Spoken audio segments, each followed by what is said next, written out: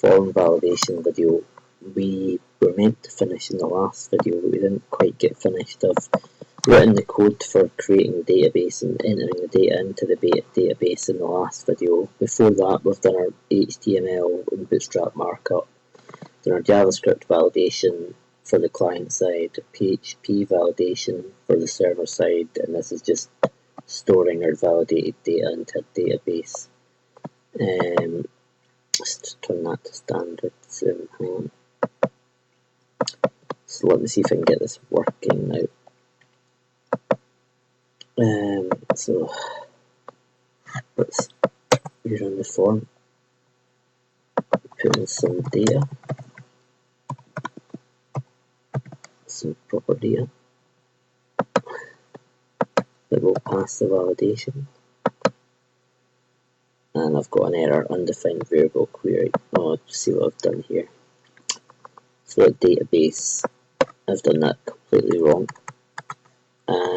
For there, I'm supposed to put in the actual database, which was test. So I'll put in the variable that we created. We created that variable up here.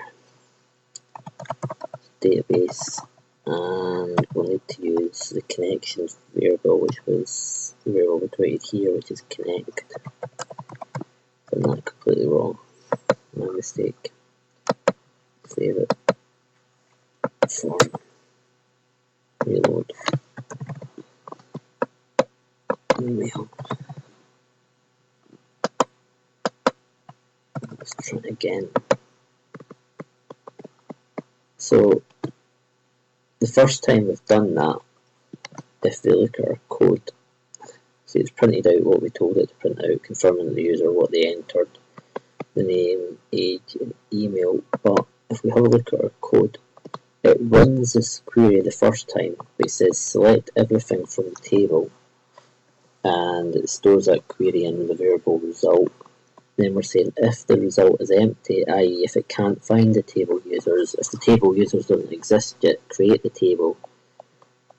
And it's only otherwise, if the table already exists, that we enter data into the table in this else statement. So what it should have done the first time we entered data is it should have just created the table. So let's have a look at the database test.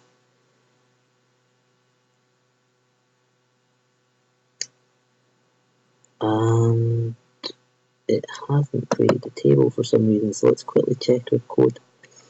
So we're saying database is test, the host is localhost, the username is root, and the password is Gary1987. Connect is MySQL Connect, host, username, password. And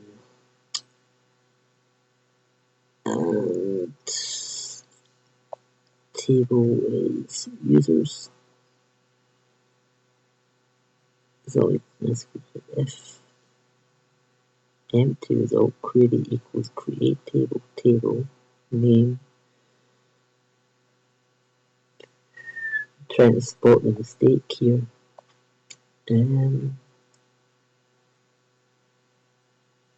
Create table, table.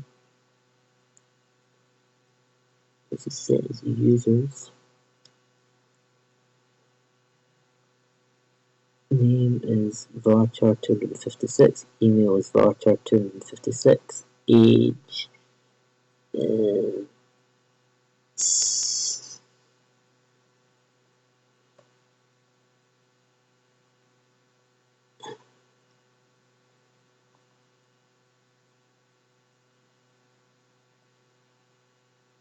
doesn't seem to be an obvious error. It's slightly puzzling.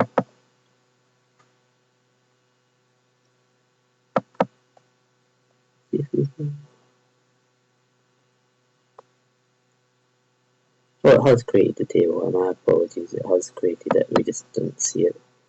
So it has, on the first time round, it's created the table, and we can see there's no values in it yet, so we'll start putting values in it. So if I put my name is John Hood again, and I put my email is John Hood, and age is 33, and submit. And now I reload the test database.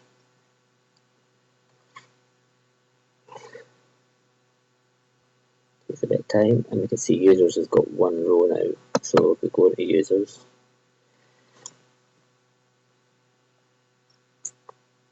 if it ever loads, yeah, and we can see now it's got what I put in the database, the name, the email, and the age. So if I then put in the name of my son and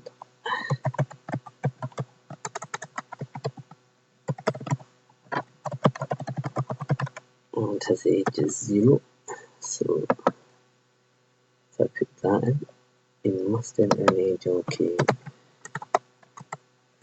you can't put 0 in his age, so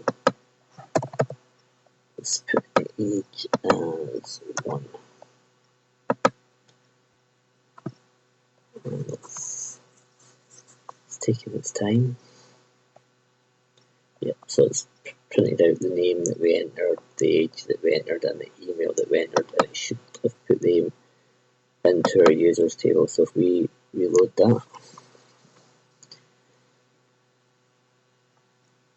and go into users,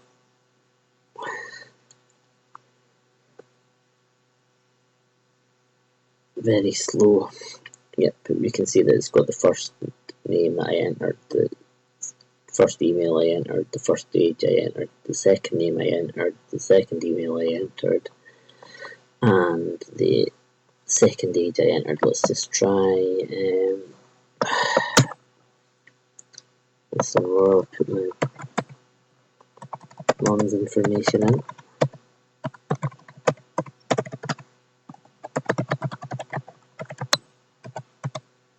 And she's 60, so let's try that.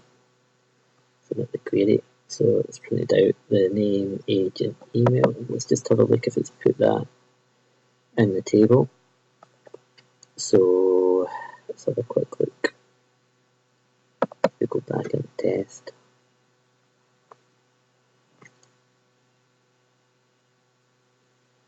Go to users.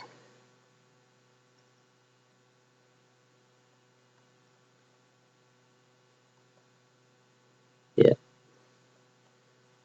So it's got the free names that we put in, the free emails that we put in, and the free ages. And this is what companies do with forms. They build up a big database of, people's details, and they can use them for mailing lists. And once they've got enough personal details, the database becomes quite valuable.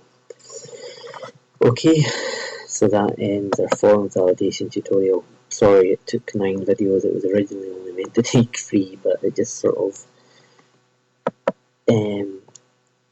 grew arms and legs. We ended up writing about 200 lines of code, but we covered our HTML and Bootstrap markup.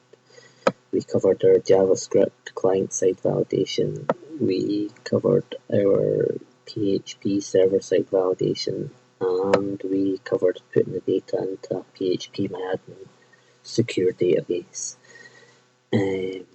Hopefully that's shown you a little bit about how contacts work and how we store the information from contact forms and how we validate data from contact forms.